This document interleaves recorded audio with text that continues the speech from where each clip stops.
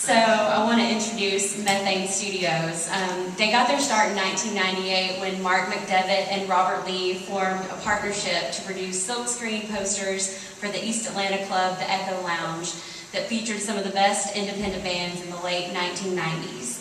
The studio has created package designs, logos, and posters for clients such as Turner Broadcasting, Honda, Blue Hue, Liberty Mutual, Dave Matthews, and countless other bands.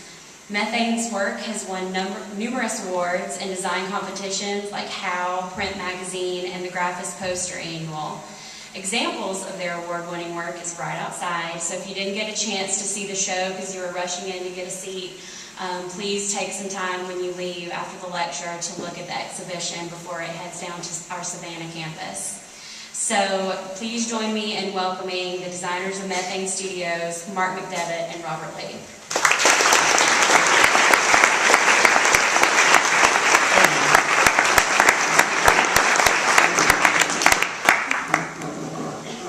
Hey guys. How are you? Good. Can you guys hear Mark and Robert Lee? Yes, good. We spent the last hour together. We're sort of tapped out actually. So, right? Encumbered. Yeah, that's good. No, I think I'll start with a couple of the most obvious burning questions that most people in the room have. Why not 4-color? Guys, can't you afford the 4-color at this stage in your careers? Well, we like the challenge of the restrictions a little bit. And I think it helps make the designs look a little more bold and simplicity. I like the simplicity of it. Yeah, why don't we do 4 colors? Do you ever talk about it? Do you ever even talk about it? I think it's traditionally in the art of screen printing, it's usually limited colors. Yeah, so a color is a color. There's no mixture. Like offset is CMYK or spot. Screen printing is your color is what you get out of the bucket pretty much. Whatever you mix up that's what's there. So it has a really bold, a lot of impact to it to us. So. It's funny because you're starting with the restriction. Your work is anything but restricted. Are there other restrictions you think that you guys have that you enjoy and embrace that inform what you do? Probably time. Sometimes we just don't have a lot of time to do this stuff, and you might just have a day or two to come up with something, knock it out, and that really makes you knuckle down. Yeah, it's hand printed too. Each poster you see here is hand printed, which means a person is pulling a squeegee across the screen, basically. And so you're limited. It's logistically you have so much time to print 500 posters or 1,000 posters. Say there's a poster that's 3 colors, and there's 1,000 posters that are ordered. That's 3,000 pulls of a squeegee across the screen. So it's a lot of work. So it's very restricted as far as time. A lot of where design's been heading, I think in the last 10 years, is about options. Like you can have any typeface. You can do, probably there's an app program for your iPhone. You can do anything you want on it. Have you guys seen that effect in design, or do you even keep up? Do you read design magazines, or just keep up the business? I used to read a lot of design magazines. Over the last couple of years, I've sort of gotten away from them, but I do check out a lot of design blogs. But I'm not, I'm looking more of design, and I'm kind of looking backwards more than forwards as far as technology. Definitely blogs have taken the place, for me anyway. It's just so much easier, right? There's so much. It's so It's like a fire hose. I mean, it's right there. You don't have to wait a month for a blog. A blog comes out every day, so it's kind of nice to have that. Immediate. Do you like exposing yourself to what other people are doing, or do you find that maybe you find yourself sketching something you just saw the day before? I prefer not to expose myself. It's illegal on this thing. We've been there before. So it was alluded to a little bit earlier, you guys met in school, right? That's correct, back in mid-'80s up in Ohio. And did you know pretty immediately, like, oh, I'm going to work with this guy? I thought he was kind of... I didn't really I mean, we didn't like each other at first. You really didn't? No. We didn't know each other that well. We had similar friends after a while, same parties and stuff. Yeah. Our Art school, music, it was a small school. alcohol, art. Right. Not that they can do that. Stuffed animals. And did you start the studio right away, or did you guys have some really horrible, notorious bad jobs right out of the gate? Yeah, that? Bad jobs. Bad jobs? Yeah. Maybe not bad job, just not what you expect when you're going and you're in school. Of course, you don't expect a great job going out, but you have to pay your dues, I suppose. But we've been in a lot of different kind of jobs. What was the worst thing you had to make coming out of school? Just to give the students in the room a dose of reality. I think when I first got out, I went to work for a book publishing company, and they were still doing things by hand at the tail end of the 80s. So a lot of it went done on computers, but my office kept on getting moved around, and I found myself in a warehouse with forklifts driving by, and it's, That was the glorious Yeah. work environment. It was like office space. right. After 5 years of college, That's what you had to I look think for. you in a warehouse. Do you think college prepped, did you learn anything in college that prepped you for the real world or for running your own studio?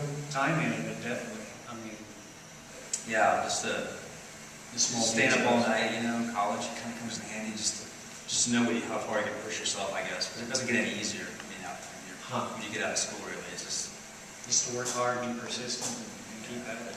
definitely. Were there any mentors that you had at school that sort of stick with you? My drawing teachers and painting teachers were my favorite because, illustration classes were illustration, of course, but what do you do when you illustrate and you draw and paint? So I really enjoyed my teachers as far as, just portrait painting or anatomy stuff or whatever else. I really enjoyed those teachers a lot in school. Yeah, we had good staff. Dr. Pizzani was there.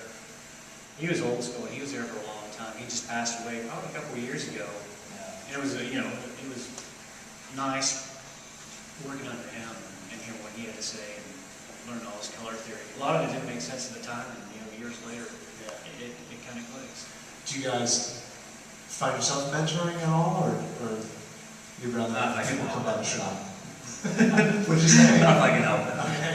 I would like it There's now. some teaching. Pay it backwards. Yeah. No, yeah, I teach illustration, and it's great to be able to see the interest there to do things by hand, not relying on photography all the time, but actually having to create something, either by hand or on the computer, but not using photography. So we're old school illustrators, recovering illustrators that, we learn the traditional way, how to draw, paint, perspective, and all that stuff. So it's kind of nice to kind of push some of that on the students.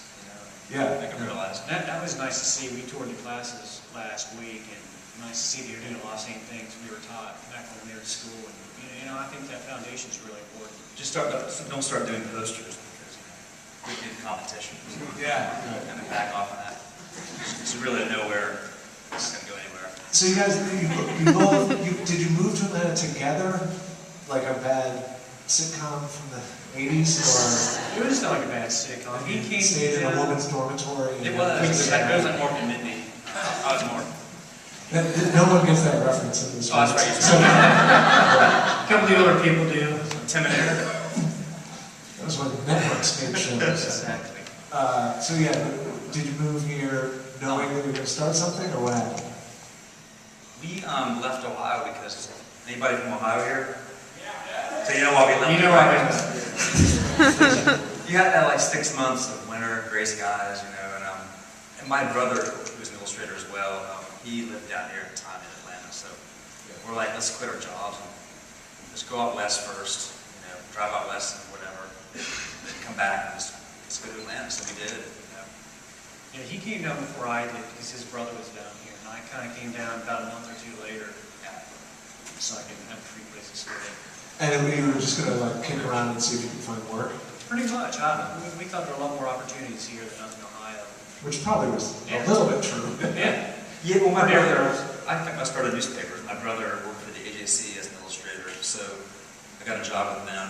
And then as time went by, of course, newspapers were just, they don't really have illustrators on staff full time, hardly at all. So, It's kind of like dinosaur, slowly dying. Right.